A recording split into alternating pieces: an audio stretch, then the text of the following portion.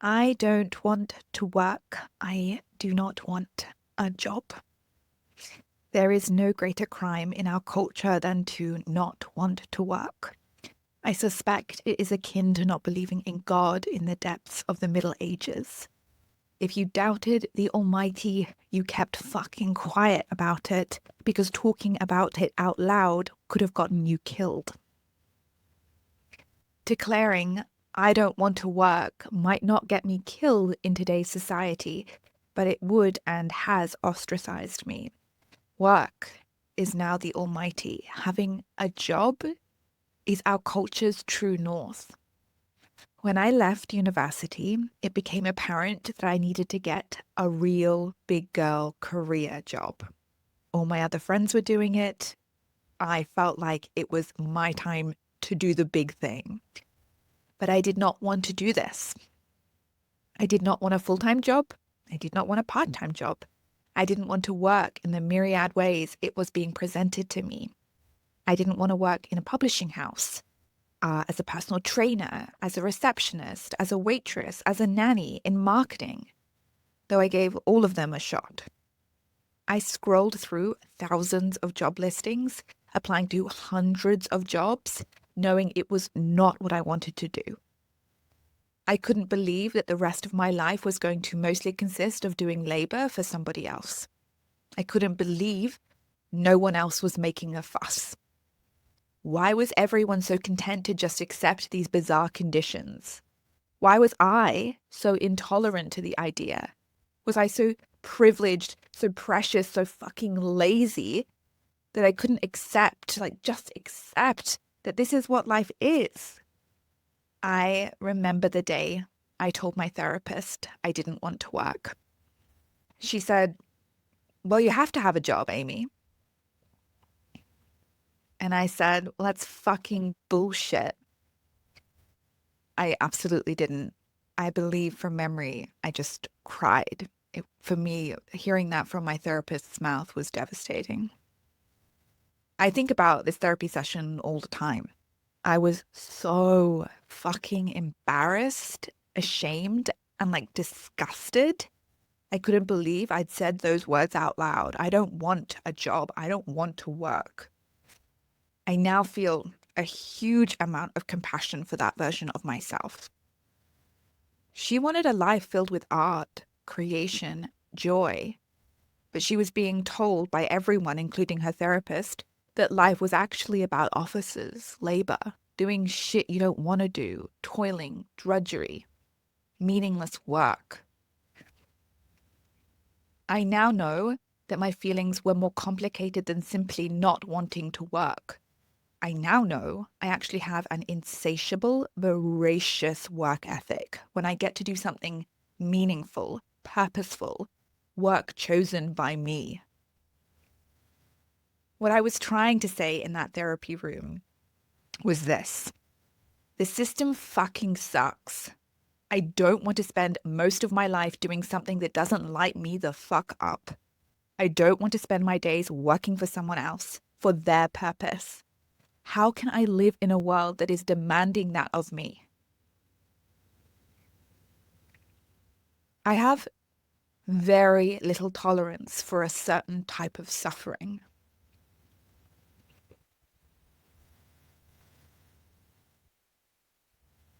I am incredibly sensitive, finely attuned, and as soon as I experience suffering, I have to pivot. I have to pivot.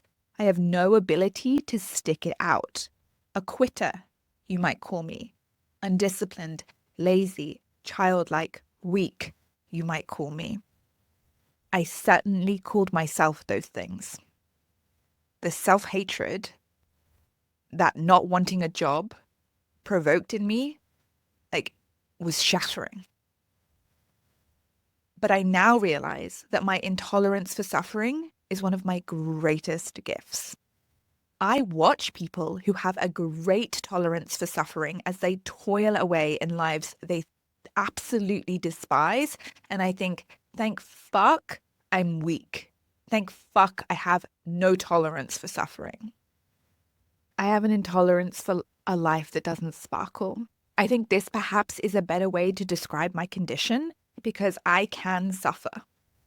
You don't finish writing novels without an ability to withstand pain. You don't own your own business without being able to handle tax time. And that is true fucking suffering. I can move through pain. I can be ridiculously disciplined, but I have an intolerance for a life that doesn't sparkle. I must have magic. I demand a life that I love. And these demands are reasonable. And I want you to have these demands too. I'm going to read you a David Graeber quote from his book, Bullshit Jobs. We as a society have collectively decided it's better to have millions of human beings spending years of their lives pretending to type into spreadsheets or preparing mind maps for PR meetings than freeing them to knit sweaters, play with their dogs, start a garage band, experiment with new recipes, or sit in cafes arguing about politics and gossiping about their friends' complex polyamorous love affairs. I fucking love that man. Again, that's David Graeber from Bullshit Jobs. One of the most life-changing books for me. I wish I had David Graeber to talk to in my 20s. I wish I had found his work earlier. I wish my therapist had responded to me by saying, yeah, it's a shame, but we live in a capitalist world. You will need money to live. But there are so many ways you can rebel against a system that wants you to be compliant and stagnant and unfulfilled. There are ways you can reclaim your life and demand magic from it. You don't have to work in the way society is asking you to. In fact, it is imperative that you don't. Through most of my 20s, I fought for a life that I loved. Yeah, I worked in jobs I did not like / fucking hated. But I also refused to believe that this was it, that this was the way my life had to be. I didn't settle. I couldn't allow this to be it. Every job I took, I promised myself it was a means to an end, just for a little while. I wanted to be an artist, a writer. I wanted to tell stories for a living. I wanted to share ideas and connect meaningfully with this precious little time that I have. And so I went about fighting for that. And it was a fucking fight. But it was the most worthwhile fight of my life. And in many ways, it was a fight for my life. We live in a culture that venerates toiling and drudgery. Because I have an intolerance for a life that doesn't sparkle, because I have an intolerance for a life that doesn't sparkle, I created a life that was filled with meaning and purpose. Ironically, to do so, I worked harder than I ever have before, but it was work that absolutely glittered. Now I write and I talk and I paint and I connect. I do it to make money. I do it because it lights me up. I do it because that is why I am here on this earth. And my life sparkles.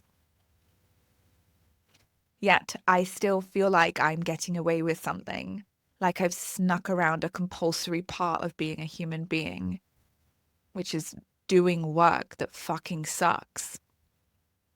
We live in a world that venerates meaningless work. We financially reward meaningless work more than we compensate meaningful work. And this is what Graeber talks about so much in this book. But if you think of the way we pay middle management compared to the way we pay teachers, nurses, doctors, emergency services, all artists, if you get meaning or a sense of purpose from your work, we pay you less. The meaning is payment enough. The fact that I wanted to both write and be paid for it, that felt as taboo as saying, I really don't want a job. And these are the stories that need to change. Our work culture must change. Our veneration of toil must end. I'm going to give you another Graeber quote, and it won't be the last. A human being unable to have a meaningful impact on this world ceases to exist.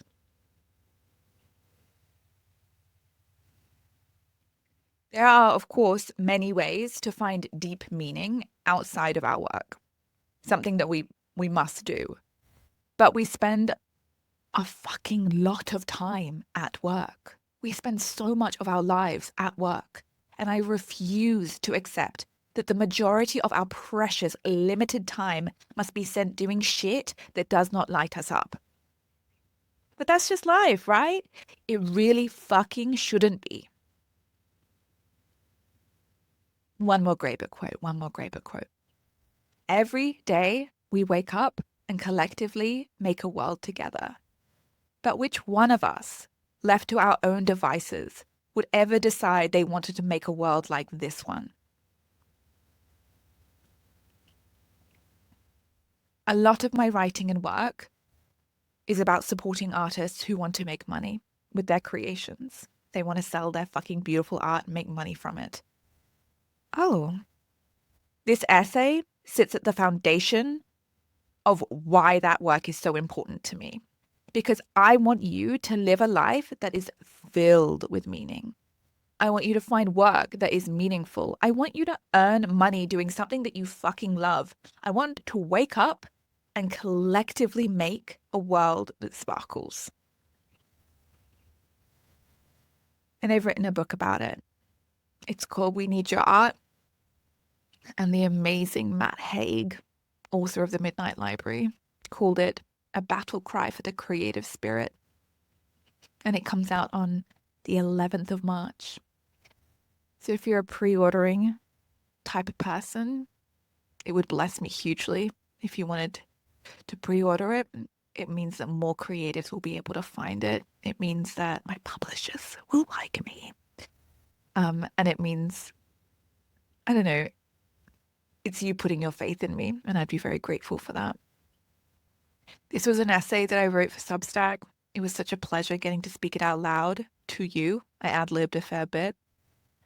I feel so strongly about this, and I felt so alone navigating it. I felt so ashamed throughout this whole process of, and it's still a process of navigating work culture and jobs and meaning and purpose. It's a huge topic. But I want you to know that even if you resonate with a tiny little bit of this story, that you are so not alone. You deserve a life that fucking sparkles.